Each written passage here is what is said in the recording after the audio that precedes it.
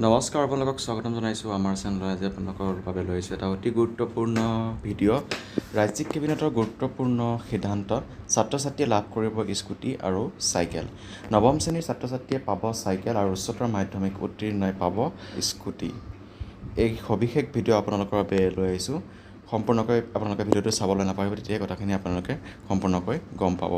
নৱম শ্ৰেণীৰ যিসকল ছাত্ৰ ছাত্ৰী সেইসকলে পাব চাইকেল আৰু উচ্চতৰ মাধ্যমিক উত্তীৰ্ণই পাব স্কুটি।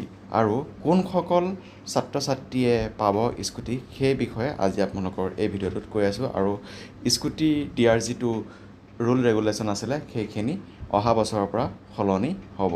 এই বছৰ উচ্চতৰ মাধ্যমিক উত্তীৰ্ণ 60% পোৱা যিসকল ছাত্ৰী সেইসকলেহে পাব স্কুটি, আৰু ল'ৰাসকলে 75%ৰ ওপৰত পাব লাগিব। আৰু অহা বছৰৰ পৰা সকলোৱে ছাত্ৰ ছাত্ৰী উভয়ে 75% পালেহে স্কুটি লাভ কৰিব।